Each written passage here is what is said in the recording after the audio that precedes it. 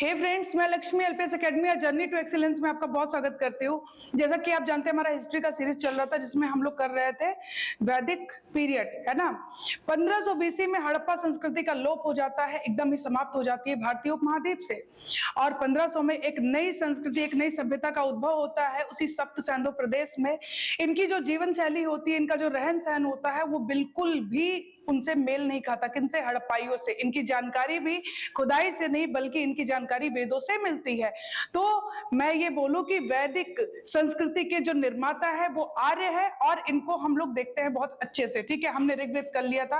वैदिक संस्कृति को, वैदिक पीरियड को हमने क्या 2 पार्ट्स में डिवाइड किया था। एक तो था 1500 से लेके 1000, 1500 से लेके 1000 बीसी, जिसको हम बोलते हैं ऋग्वैदिक पीरियड। ऋग्वैदिक पीरियड जिसमें ऋग्वेद की रचना हुई थी, बहुत ही ज्यादा महत्वपूर्ण, सबसे पुराना ग्रंथ। ठीक है, फिर आता है उत्तर वैदिक। उत्तर वैदिक की बात करते हैं 1000 से लेके 600 बीसी तक ये रहेगा उत्तर वैदिक पीरियड। तो यहाँ पे ऋग्वेद की रचना हुई, ऋग्वेद की रचना हुई। ठीक है, ऋग्वैदिक काल कहते हैं। और जो 1000 से 600 है, इसमें सामवेद, अथर्ववेद, आरण्यक और क्या कहते हैं ब्राह्मण ग्रंथ था।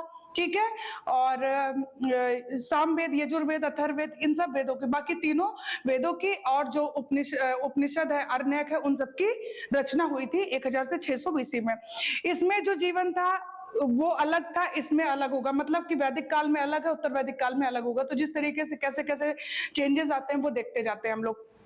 देखिए, वैदिक काल में मैंने बताया था ऋग्वैदिक पीरियड में कि जो आर्य थे वो क्या थे, उनकी अर्थव्यवस्था, वो पशुपालक थे, है ना। कृषि तो करते नहीं थे, लेकिन अब वो पशुपालक से किस पे जा रहे हैं? कृषि पे। ठीक है, अब वो कृषि करना शुरू करेंगे। जब कृषि करेंगे तो उनके जीवन में स्थायित्व आएगा, है ना, ठहराव आएगा। पहले क्या था, इधर उधर भटकते रहते थे, खाना बदोश जिंदगी जीते थे, लेकिन अब उनकी जिंदगी में क्या होगी? ठहराव आएगा। ठीक है, और अब वो क्या करेंगे?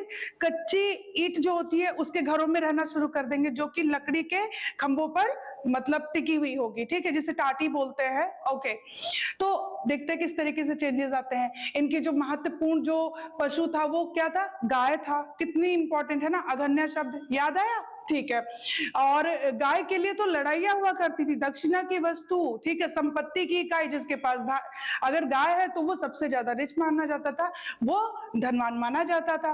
तो चलिए स्टार्ट करते हैं। देखिए, उत्तर वैदिक काल 1000 से 600 बीसी। इस काल की मुख्यतः, देखिए, काल मुख्यतः उत्तर वैदिक ग्रंथों पर आधारित है, जिनकी रचना ऋग्वैदिक के बाद हुई। ऋग्वैदिक काल 1500 से 1000, आपके दिमाग में ये सेट होना चाहिए। और 1000 से 600 बीसी में आपका मिलेगा उत्तर वैदिक काल। वैदिक काल में जो आर्य है उनका अर्थव्यवस्था क्या है? वो पशुपालक है। ठीक है, लेकिन अभी क्या है? अभी वो क्या करेंगे? वो कृषि करने लग जाएंगे। ठीक है, लोहे के भी प्रमाण मिलेंगे, लोहे का भी प्रयोग शुरू हो जाएगा। पहले लोहे का कोई प्रमाण नहीं। देखो, मैंने बोला था ऋग्वेद में लोहा और चांदी का कहीं भी जिक्र नहीं हुआ है, लेकिन यहाँ पे लोहे के भी प्रमाण मिलेंगे, है ना। जैसे अतरंजी खेड़ा हो गया, कर्नाटक का धारवाड़ हो गया, तो यहाँ सबसे मिलेगा। ठीक है, अतरंजी खेड़ा एटा। ओके, तो वैदिक मंत्रों या सूक्तों के संग्रह को संहिता कहते हैं। जैसे ऋग्वैदिक संहिता हो गया, यजुर्वेद संहिता हो गया, अथर्ववेद संहिता हो गया, सामवेद संहिता हो गया। ठीक है, जैसे ऋग्वेद संहिता सबसे प्राचीन है ना। इसमें 10 मंडल है। देखिए, 10 मंडल में 2 से 7 जो है सबसे प्राचीन है, सबसे पुराने हैं। और क्या कहते हैं, जो पहला और 10वां है वो बाद में जोड़ा गया है, ये आपको पता होना चाहिए। सबसे प्राचीन कौन सा है? द्वितीय। और सबसे नवीन कौन सा है? दशम। ये दशम इतना इंपॉर्टेंट है, इसमें विवाह का उल्लेख है, इसमें विराट पुरुष। विराट पुरुष कौन? जिससे बोला जाता है कि जिसके मुख से ब्राह्मण का, है ना, इस तरीके से बोला जाता है। भुजाओं से क्षत्रिय का, है ना, उर से क्या कहते हैं उनका वैश्य का, और पैरों से शूद्रों का उद्भव हुआ है ना। तो इस तरीके उत्पत्ति हुई है, तो इस तरीके की बात की गई। तो सबसे प्राचीन क्या है? द्वितीय मंडल है। और सबसे नवीन कौन सा मंडल है? दशम मंडल है। दशम मंडल बहुत ज्यादा इंपॉर्टेंट है, इसमें बहुत सारी चीजें हैं, जैसे कि मैंने बताया विराट पुरुष की संकल्पना इसी में, परिकल्पना इसी में की गई है। और ना केवल ये बल्कि विवाह का भी इसी में उल्लेख हुआ है। ठीक है, 10 मंडल है, 2 से 7 सबसे प्राचीन है, सबसे प्राचीन द्वितीय है और सबसे नवीन दशम है। ये बात समझ में आ गई। ऋग्वेद की हम बात करते हैं, ऋग्वेद संहिता की। अब देखिए, इसी ऋग्वेद को ध्यान से, अब देखिए पहले दशम मंडल को कर लेते हैं। दशम मंडल को महासूक्ता भी बोला जाता है। ये क्वेश्चन पूछ सकता है वन लाइनर में। महासूक्ता किसे बोला जाता है? दशम मंडल को बोला जाता है। 129 मंत्र का मंत्र इस मंडल में बाद में रचे गए, जो अन्य मंडलों में नहीं था वो भी इसमें डाल दिया गया, जो अन्य मंडलों में नहीं पाया जाता है वो इसमें कर दिया गया। उसको जगह कहाँ दी गई? 10वें मंडल में दी गई। विवाह का सर्वप्रथम उल्लेख जैसा कि बताया इसी में है, ठीक है। विराट पुरुष की परिकल्पना, जैसे मुख से ब्राह्मण और बाह से क्षत्रिय एंड उरु से वैश्य। उरु अभी टैक्स यही चुकाएंगे, बाकी कोई नहीं, है ना, टैक्स यही देगा वैश्य, और पैरों से शूद्रा, ठीक है। सर्वप्रथम ऋग्वेद में उल्लेख, ओके, किस चीज का? सौर मंडल का। अब अगर आपसे कभी पूछ ले कि सौर मंडल का सर्वप्रथम उल्लेख कहाँ आता है, किस ग्रंथ में, तो ऋग्वेद में आता है। साथ ही शल्य चिकित्सा और अयोध्या का सर्वप्रथम उल्लेख आपके ऋग्वेद में आता है, ठीक है, कोई दिक्कत नहीं ना। चलिए आगे बढ़ते हैं। अब आ जाइए सामवेद। देखिए सामवेद की अगर हम बात करें तो साम मतलब गायन, है ना, ये संगीत, और वेद का मतलब होता है ज्ञान, ठीक है। तो संगीत का, गायन का ज्ञान। गाने के लिए ऋग्वैदिक सूक्तों को चुनकर, अब जो ऋग्वेद है सबसे पुराना है, सबसे पहले है ना, सबसे प्राचीन है, तो उसको चुनकर, ठीक है, उसमें सूक्तों को चुनकर उनको क्रमबद्ध किया गया, उनको बांधा गया, और उसके बाद इस संकलन का नाम दिया गया सामवेद संहिता। पुरोहित इसके हैं उद्गाता, ठीक है। भारतीय संगीत शास्त्र का जन्मदाता भी माना जाता है सामवेद को। और ये जो उद्गाता है ये क्या करते थे? जब यज्ञ वगैरह होते थे तो उसको सुर और लय में गायन करते थे, गाते थे मंत्रों को, ठीक है, ओके। 7 स्वरों का सारे गामा पाधानी, ये सब इसका उल्लेख इसी में है। गायत्री मंत्र का सर्वप्रथम उल्लेख सूर्य देवता के लिए, सूर्य देवता की स्तुति के लिए किया गया है, ऐसा सामवेद में लिखा गया है। समझ में आया? गायत्री मंत्र तीसरा मंडल। अगर बात करें विश्वामित्र, तो विश्वामित्र ने इसकी रचना की थी। विश्वामित्र ने सबको आर्य बनाने के लिए इसकी रचना की थी, क्या कहते हैं, गायत्री मंत्र की, ठीक है। विश्वामित्र बहुत क्रोधी टाइप के थे ना, ईर्ष्या बहुत थी, ईर्ष्या भावना बहुत थी। और वशिष्ठ कहते थे बिल्कुल नॉर्मल, बड़े उदार, है ना। चलो यजुर्वेद की बात करें, पद और गद दोनों में लिखे गए हैं। पहली बात आपको पता होनी चाहिए, कर्मकांड प्रधान है यह ग्रंथ, ठीक है। पुरोहित है इसके अधूर्व, केवल ऋचाएं ही नहीं बल्कि उन्हें गाते समय किए जाने वाले अनुष्ठान का भी उल्लेख है। अग्नि कुंड निर्मित करने की विधि और विधान इसी में दिया गया है, कोई दिक्कत नहीं यहाँ तक ना। चलिए फिर उसके बाद आते हैं कृष्ण। अब देखिए यजुर्वेद के 2 हैं, गद और पद में लिखा गया है। तो एक है कृष्ण यजुर्वेद और दूसरा है शुक्ल यजुर्वेद। कृष्ण यजुर्वेद में आता है काटक संहिता, कपिस्थल संहिता, मैत्राणी संहिता और तैत्तिरीय संहिता। ये आपको रट लेना है, काटक, कपिस्थल, मैत्राणी और तैत्तिरीय संहिता। शुक्ल में आता है, शुक्ल यजुर्वेद पद में लिखे गए हैं। वाजिस्नेयी संहिता, वर्तमान में इसी का ही अध्ययन किया जाता है, वाजिस्नेयी का, क्योंकि वर्तमान में पूर्ण रूपेण यही उपलब्ध है। आपको ये पता होना चाहिए, ठीक है। अब देखिए जो ये है मैत्राणी संहिता है, स्त्री की तुलना शराब और जुए से की गई है, ठीक है। और तैत्तिरीय में कहा गया है कि 3 ऋण की बात की गई है, देव, पितृ और ऋषि ऋण। 3 ऋण की बात इसी में की गई है तैत्तिरीय संहिता में। चलिए अब आते हैं अथर्ववेद, सबसे ज्यादा प्रिय यही है, सबसे बाद में यही जोड़ा गया। ऋषि अथर्वा की बात की जाती है इसमें, गद और पद ये दोनों में है, जैसे यजुर्वेद है। पुरोहित की बात करें, ब्राह्मण है। कार्य क्या था? यज्ञ निरीक्षण, यानी कि जब यज्ञ होता था ना तो ये जाकर देखते थे कि क्या सही ढंग से हो रहा है या नहीं, मंत्रों का उच्चारण सही से हो रहा है या नहीं हो रहा है। तो ये सारा काम पुरोहित ब्राह्मण करते थे। ब्रह्म ज्ञान, धर्म, समाज, जादू टूना, वशीकरण और वनस्पतियों द्वारा जो निर्मित औषधियां, जो मेडिसिन होती थी, जो दवाइयां होती थी, उनका उल्लेख इसमें मिलता है। बहुत ही ज्यादा इंपॉर्टेंट है, वर्तमान मतलब सबसे ज्यादा प्रिय यही है, ठीक है। इसी में सर्वप्रथम अंग और मगध राज्य का भी उल्लेख मिलता है, इंपॉर्टेंट। फारसी अनुवाद इसका हाजी इब्राहिम सरहिंदी ने किया था, ये भी जानिए, 1 लाइनर क्वेश्चन पूछ सकता है। चलिए ब्राह्मण ग्रंथा पे आ जाते हैं। देखिए सभी जो वेद है ना, ऋग्वेद, सामवेद, यजुर्वेद और अथर्ववेद, उनको समझने के लिए सबके अपने अपने ब्राह्मण है, तो वो भी हमें जानना चाहिए। प्रत्येक वेद को समझने के लिए गद्य शैली में, तो ये भी पूछ सकता है कि किस शैली में लिखे गए, गद्य शैली में लिखे गए हैं। उत्तर वैदिक काल में जीवन शैली पर प्रकाश पड़ता है। उत्तर वैदिक काल में जीवन शैली कैसी थी, लोगों की किस तरीके से यज्ञ करते थे, क्या कर्मकांड थे, तो वो सब पर प्रकाश पड़ता है इसी में, ब्राह्मण ग्रंथा से। ऋग्वेद का ब्राह्मण है ऐतरेय और कौशिकी, सामवेद का ब्राह्मण है पंचविश, छांदोग्य, षड्विश और जैमिनी। अच्छा, छांदोग्य उपनिषद की अगर मैं बात करूं, उपनिषद की, तो छांदोग्य उपनिषद में कृष्ण का उल्लेख है या नहीं? कृष्ण को क्या बताया गया है? देव की पुत्र, है ना? और क्या बताया गया? ऋषि आंग का शिष्य। ओके, तो सामवेद का पंचविश, छांदोग्य, षड्विश और जैमिनी। चलिए आगे। यजुर्वेद का है शतपथ ब्राह्मण और तैत्रेय। शतपथ ब्राह्मण लघु ब्राह्मण भी इसे बोलते हैं, लघु ऋग्वेद बोल दीजिए, बहुत ही ज्यादा इंपॉर्टेंट है। ऋग्वेद के बाद इसी का नाम आता है, इतना ज्यादा इंपॉर्टेंट है, ठीक है। यजुर्वेद का हो गया शतपथ ब्राह्मण और तैत्रेय। अथर्ववेद का एकमात्र है गोपथ ब्राह्मण। तो चारों वेदों के ब्राह्मण आपको पता होना चाहिए, इंपॉर्टेंट है। अब सबसे पहले हम ऐतरेय को उठाते हैं, ऋग्वेद का है ना। इसके संकलन करता है महिदास। कौन है? महिदास। भारत में अलग अलग दिशाओं में 5 प्रकार के राज्य का शासन था, और उनका शासन कर कौन रहा था, उन राजा का भी उल्लेख इसमें मिलता है। ओके, सबसे ज्यादा इंपॉर्टेंट, सर्वप्रथम राजत्व की दैवीय उत्पत्ति का उल्लेख इसमें मिलता है। इतना इंपॉर्टेंट है ना, देखिए, ठीक है। अब आ जाइए शतपथ ब्राह्मण की बात करते हैं। शतपथ ब्राह्मण की बात करते हैं, इतना इंपॉर्टेंट है। ऋग्वेद के बाद दूसरा स्थान इसी का आता है, इसीलिए इसे लघु वेद या ऐतिहासिक ब्राह्मण भी कहते हैं। शुक्ल यजुर्वेद का ब्राह्मण है, पहले ही पता है आपको, लेकिन लिख दिया यहाँ अलग से। लेखक किसके हैं? याज्ञवल्क्य। क्या याज्ञवल्क्य जो स्मृति है वो भी हम पढ़ेंगे आगे जब स्मृतियां पढ़ेंगे, लेकिन यहाँ पे देखिए लेखक कौन है? याज्ञवल्क्य है। सबसे प्राचीन और सबसे बड़ा है ये शतपथ ब्राह्मण। जल प्लावन की कथा, इसी में पुनर्जन्म का सिद्धांत दिया गया है ना, पुनर्जन्म का सिद्धांत। और इसी में अश्विन ऋषि द्वारा, अब अश्विन देवता द्वारा च्यवन ऋषि को यवनदान। च्यवन ऋषि जो थे वो अंधे थे, एकदम बुजुर्ग थे। उनकी जो पत्नी थी ना, उनका नाम था सुकन्या। वो बहुत ज्यादा सुंदर थी और बहुत ही ज्यादा पतिव्रता नारी थी।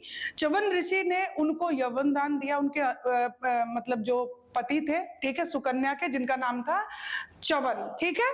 तो ऐसा है, अश्विन देवता द्वारा च्यवन ऋषि को यवनदान दिया गया, और च्यवन ऋषि की पत्नी कौन थी? सुकन्या थी, ठीक है।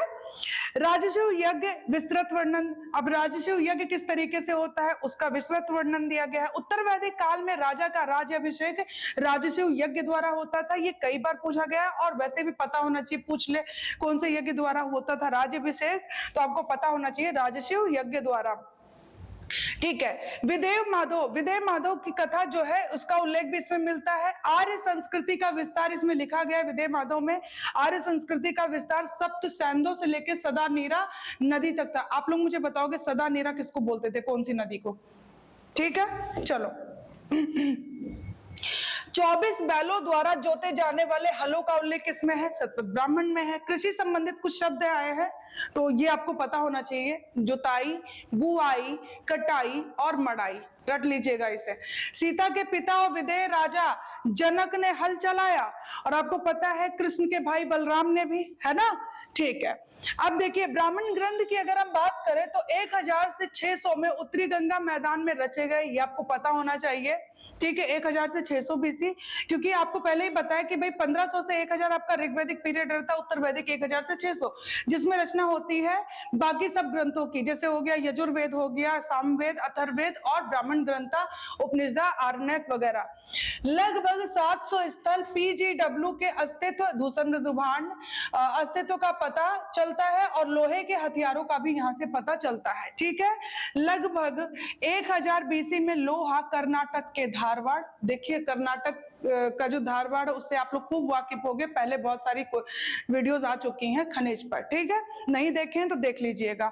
उसी समय पाकिस्तान के गांधार से कब्रों में, अब जो कब्रों की खुदाई हुई उसमें भी लोहे के औजार मिले हैं, इंपॉर्टेंट है, और साथ ही बलूचिस्तान में भी ऐसा पाया गया है, ठीक है। तो लोहे का प्रमाण मिलने लगे थे, जबकि ऋग्वेद में लोहे का कोई प्रमाण नहीं मिलता है।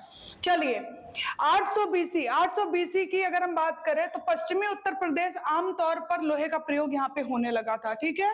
700 बीसी पूर्वी उत्तर प्रदेश में, अब 700 ईसा पूर्व में पूर्वी उत्तर प्रदेश में प्राचीनतम हथियारों का पता चला, ठीक है। उत्तर वैदिक काल जो ग्रंथ है वो धातु को, इसमें धातु को क्या बोला जाता था? श्याम या कृष्ण अयस, ठीक है, श्याम कृष्ण, ब्लैक कलर, कृष्ण से क्या संबंधित है? ब्लैक, है ना? तो ये याद रखिएगा कि उत्तर वैदिक ग्रंथों में धातु को किस नाम से संबोधित किया गया था? श्याम कृष्ण अयस, ठीक है, ओके। वैदिक काल की अगर हम बात करें, ध्यान से सुनिएगा, वैदिक काल में जौ उपजाए जाते थे, लेकिन अगर मुख्य फसलें बताई जाएं तो चावल और गेहूं है। अब ध्यान से सुनिए, वैदिक लोगों का चावल से परिचय सर्वप्रथम, सबसे पहले दोआब, वैदिक ग्रंथों में इसका नाम दिया गया है व्रीहि, तो ये याद रखिएगा, ठीक है। और देखिए, चावल का अवशेष जो हस्तिनापुर और अतरंजी खेड़ा, एटा का अतरंजी खेड़ा, 1000 BC में अतरंजी खेड़ा से भी लोहे के प्रमाण मिलते हैं, है ना? तो अतरंजी खेड़ा ईसा पूर्व 8वीं सदी का ये है। अब बुनाई की अगर बात करें तो बुनाई केवल स्त्रियां ही करती थी उत्तर वैदिक काल में, और ये बहुत ही बड़े पैमाने पर होता था। साथ ही चमड़ा, मिट्टी और लकड़ी के शिल्पों में भी भारी प्रगति हुई, ठीक है। अब उत्तर वैदिक काल में 4 प्रकार के मृदुभांड बहुत ज्यादा फेमस थे, 4 प्रकार के, काला और लाल, काला पॉलिशदार, चित्रित धूसर मृदुभांड और लाल मृदुभांड। काला लाल, काला पॉलिशदार और चित्रित धूसर मृदुभांड और लाल मृदुभांड। अब इसमें कैसे पता चलता था कि कौन बहुत ज्यादा अमीर है या फिर कौन सामान्य है या कौन निम्न वर्गीय है? तो याद रखिएगा, चित्रित धूसर मृदुभांड जो लोग यूज करते थे वो यही सर्वोपरि था, ठीक है, याद रखिएगा, चित्रित धूसर मृदुभांड क्या था? सर्वोपरि यही था। अब देखिए, इस काल में लोग कच्ची ईंटों के घरों में, अब देखिए पहले क्या था, ऐसे ही इधर उधर भटकते रहते थे, ठीक है, लेकिन इस काल में लोग कच्ची ईंटों के घरों में रहने लगे, लकड़ी के खंभों पर टिका रहता था, जिसे टाटी बोलते हैं, तो वो, ठीक है। 2 प्रमुख कबीले भरत और पुरु अब एक हो गए। भरत और पुरु मिलकर क्या बन गए? कुरु बन गए, कुरु कबीला। भरत पुरु इज इक्वल टू कुरु कबीला। आरंभ में सरस्वती और द्वस्वती नदियों के प्रदेश में बसे, और इसको क्या बोला जाता था? ब्रह्मावर्त, ठीक है, ओके, पवित्र क्षेत्र बोला गया। भाई शीघ्र ये क्या हुआ कि कुरुओं ने दिल्ली के क्षेत्र और दोआब का जो ऊपरी भाग है, ऊपरी क्षेत्र, उस पर भी अधिकार किया, और कुरुक्षेत्र उसको बोला गया कुरुक्षेत्र, ठीक है। अब देखिए, धीरे धीरे करके पांचालों से भी मिले और दोआब का ऊपरी और मध्य भाग पर भी इन्होंने अपनी सत्ता को फैलाया, ठीक है, उस पर भी कब्जा कर लिया और हस्तिनापुर राजधानी बना ली। वर्तमान के मेरठ में है हस्तिनापुर, ठीक है, कुरुक्षेत्र आप दिल्ली देख रहे हो, तो ये सारा इसमें आ गया, ठीक है। उत्तर वैदिक काल में का जब अंत हुआ, मतलब अंत होते होते, नॉट अंत हुआ, वो लास्ट जो चल रहा था 600 BC के आसपास की बात कर रही हूँ, तो उत्तर वैदिक काल के अंत होते होते 600 BC के आसपास वैदिक लोग दोआब से अब पूरब की ओर, यानी पूर्वी उत्तर प्रदेश के कोसल और उत्तरी बिहार के विदेह में फैल गए। अब याद रखिएगा कि ये जो कौशल शब्द है ना, यद्यपि राम कथा से जुड़ा, फिर भी वैदिक साहित्य में राम कथा का कोई उल्लेख नहीं मिलता है। बेशक ये राम कथा से जुड़ा है, लेकिन कोई उल्लेख वैदिक साहित्य में राम कथा से नहीं मिलता है। चलिए, राजनीतिक संगठन की अब बात कर लेते हैं। उत्तर वैदिक काल में सभा और समिति, जिनको प्रजापति की पुत्रियां बोला गया था, जिनका बहुत बोलबाला था, राजा भी इनका मोहताज रहता था, उत्तर वैदिक काल में इनका बहुत ही मतलब महत्व कम हो गया, रंग ढंग बदल गया इनका। विदत जो था, जिसको मिलिट्री संगठन कहा जाता था, जो भी इंपॉर्टेंट, ये जो विदत था ये इंपॉर्टेंट संस्था थी, इसका नामो निशान तक नहीं रहा, कहाँ गया पता नहीं। राजकीय प्रभुत्व का वर्चस्व बढ़ने लगा और सभा और समिति में, अब देखिए ऋग्वैदिक पीरियड में स्त्रियों की बड़ी अच्छी दशा थी, है ना, उपनयन संस्कार में भाग लेती थी, है ना, सभा समिति में भी जाके बैठती थी, लेकिन इसमें स्त्रियों का प्रवेश अब निषिद्ध हो गया, ठीक है। ये आ गया उत्तर वैदिक काल। देखिए, कुलीनों, ब्राह्मणों का वर्चस्व बढ़ने लगा। अब ब्राह्मण का वर्चस्व बढ़ रहा है, राजा अधिक शक्तिशाली हो गए हैं, सत्ता, अब सत्ता की बात करें प्रादेशिक हो गई, प्रादेशिक यानी प्रदेश, ठीक है, तो प्रदेश प्रशासन कौन कर रहा है? राजा कर रहा है, और राजा अधिक शक्तिशाली हो गए हैं। आरंभ में हर प्रदेश का नाम वहां पर बसने वाले कबीलों के नाम पर था, जैसे पांचाल, है ना, ओके। राष्ट्र शब्द का, रट लीजिएगा इसे, राष्ट्र शब्द का सर्वप्रथम उल्लेख मिलता है, ठीक है, राजा अब देखिए ऋग्वेद में मैंने क्या बोला था कि भाई ऋग्वेद में बलि जो दी जाती थी, जो टैक्स दिया जाता था, उस वक्त करेंसी तो थी नहीं, करेंसी क्या अभी भी नहीं है, ठीक है, बार्टर सिस्टम अभी भी चलेगा, वस्तु जो व्यापार होगा वस्तु विनिमय प्रणाली से ही होगा। लेकिन यहाँ पे देखिए कि राजा जो भेंट दिया जाता था राजा को, वहां पे कंपलसरी नहीं था, यहाँ पे अब उसने क्या कर दिया, अधिकार बना लिया अपना कि ये मेरा अधिकार है। राजा ने बोला कि टैक्स लेना यानी बलि लेना वो मेरा अधिकार है, जिसको भेंट बोलते हैं, और राजा का पद अब अनुवांशिक कर दिया गया, ठीक है, राजा का पद अब अनुवांशिक हो गया। ऐतरेय ब्राह्मण में राजा की दैवीय, अभी आगे पीछे भी बता चुकी हूँ, दैवीय उत्पत्ति का उल्लेख बताया गया, एक दैवीय सिद्धांत, ठीक है, बहुत ज्यादा इंपॉर्टेंट है। चलिए आगे बढ़े। कर्मकांडीय विधान, अब कर्मकांड खूब ज्यादा बढ़ने लगे, हम ब्राह्मणों का वर्चस्व आ चुका है, कर्मकांड बढ़ेगा, राजा और भी ज्यादा प्रभावशाली हो गए हैं। राजशिव यज्ञ, अश्वमेध यज्ञ, वाजपेयी यज्ञ, अब ध्यान से सुनिए, राजशिव यज्ञ था दिव्य शक्ति, राजा की शक्ति को प्रदर्शित करता था। अश्वमेध यज्ञ कौन करेगा, एक छत्र राज्य पर अधिकार करने वाला, ठीक है। वाजपेयी यज्ञ रथ दौड़, ठीक है, रथ दौड़, अब इसमें क्या था, रथ दौड़ाए जाते थे और राजा का जो रथ होता था वो सबसे आगे रहता था। इस काल में भी राजा स्थायी सेना नहीं रखते थे, यानी ऋग्वेद में भी स्थायी सेना नहीं थी राजा के पास। इतनी बात समझ में आ गई। चलिए अब आ जाते हैं सामाजिक संगठन पर। 4 वर्णों में विभक्त हो गया है। अब देखिए वहां पे वर्ण व्यवस्था नहीं है, यहाँ पे वर्ण व्यवस्था आ गई, ब्राह्मण, क्षत्रिय, वैश्य, शूद्र। अब ये जो ब्राह्मण, क्षत्रिय और वैश्य है, इन तीनों को तो उपनयन संस्कार का अधिकार था, लेकिन जो शूद्र थे ना, उनको ना तो गायत्री मंत्र पढ़ सकते थे, ना ही उपनयन संस्कार, जनेऊ धारण का कोई भी अधिकार नहीं था इनको, ठीक है। बाकी इन तीनों को क्या था, उपनयन संस्कार का अधिकार था। ओके, चलिए आरंभ में 16 प्रकार के पुरोहित में केवल ब्राह्मण जो थे वो एक प्रकार के पुरोहित होते थे, लेकिन धीरे धीरे इन ब्राह्मण्स ने क्या किया कि जो अन्य पुरोहित थे ना, अन्य पुरोहित वर्ग थे, उनको दबाया और स्वयं प्रमुख बन बैठे, ठीक है। तो ये आप को ध्यान में रखना है। वैश्य की बात करें, अब ये जो वैश्य है, जन समान, उरु से इनकी जो विराट पुरुष है 10वें मंडल में, मुख से ब्राह्मण, ठीक है, और भुजाओं से क्षत्रिय, उरु से कौन आया है, वैश्य, और पैरों से शूद्र, ठीक है। वैश्य जन सामान कोटि में रखे गए, उत्पादन संबंधी यानी कृषि और पशुपालन वगैरह करते थे। उत्तर वैदिक काल में केवल यही वैश्य जो थे ना, यही कर चुकाते थे, ठीक है, ये याद रखिएगा। और ऊपर के 3 वर्ग जो है वो उपनयन संस्कार का अधिकार था, बता चुकी हूँ, जनेऊ धारण, लेकिन इनको ऐसा कोई अधिकार नहीं था, किसको, शूद्रा को। ओके, इतरे ब्राह्मण में शूद्र, अब शूद्र को क्या बताया गया, उसमें लिखा गया कि दूसरों के इशारों पे नाचने वाले, एक तरीके से बोला जाए, यानी कि दूसरे जो बोलेंगे वही करेंगे, दूसरों के अधीन रहने वाले, यानी कि ऊपर के जो 3 है उनके अधीनस्थ ये रहेंगे, मार खाने वाले बताए गए हैं, ठीक है।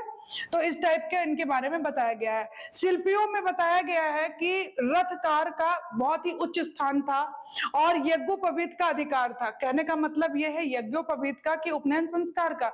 तो क्या इनडायरेक्टली ये नहीं बोल रहे हैं कि भाई ये भी ब्राह्मण ही रहे होंगे या वैश्य या क्या कहते हैं क्षत्रिय, शूद्रा तो नहीं रहे होंगे, क्योंकि अगर ये शूद्रा होते शिल्पियों में जो ये रथकार था जिसका स्थान बहुत उच्च था और इनको उपनयन संस्कार का भी अधिकार था, तो इसका मतलब ये है ना कि ये उच्च वर्ण के ही रहे होंगे, ठीक है।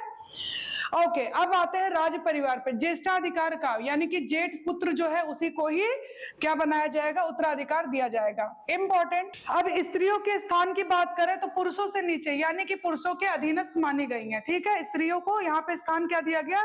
अब ऋग्वेद में अच्छी स्थिति थी इनकी, बेशक वहां पे बहुत ज्यादा बोलबाला नहीं था, जैसे उषा के साथ इंद्र का दुर्व्यवहार आप मतलब पढ़े हो गए है ना, लेकिन ये है कि यहाँ पे इनकी स्थिति बहुत ही ज्यादा गिर गई, ठीक है ना। तो ये सभा समिति में भी जाना बंद कर दिया इन्होंने, ठीक है, तो फाउंडेशन लगने लगी इन पे।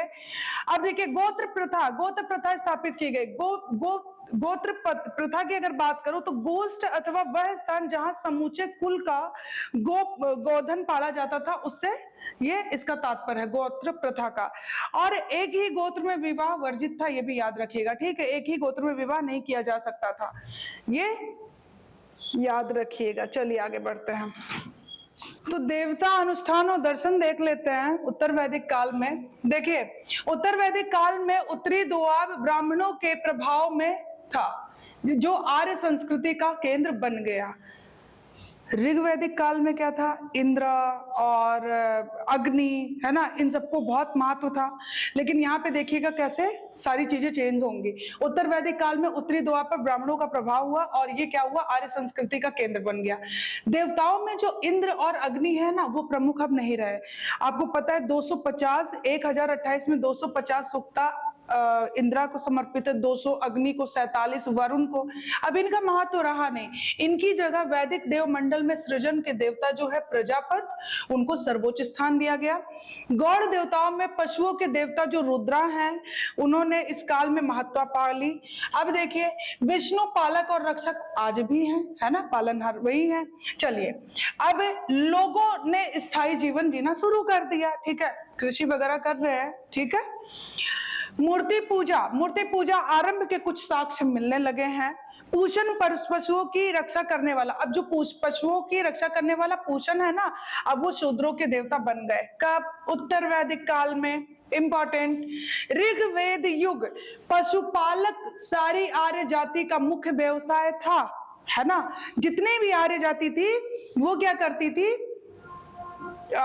ये क्या कहते हैं, पशुपालन, ठीक है। लेकिन अब क्या हुआ, अब ये कृषि करने लगे हैं, ठीक है।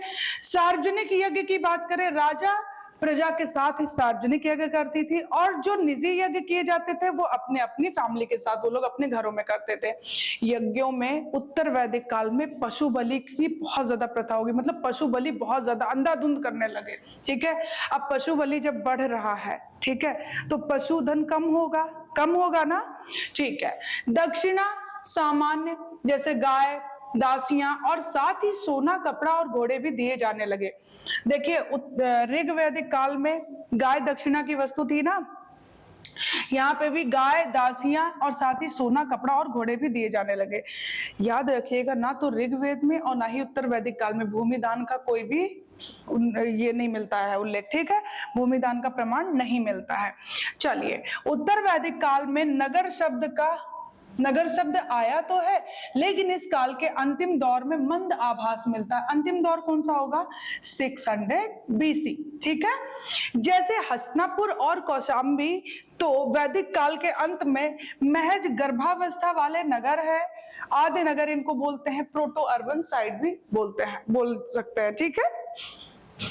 600 BC के आसपास उपनिषदों का संकलन, इन दार्शनिक ग्रंथों में कर्मकांड की निंदा की गई।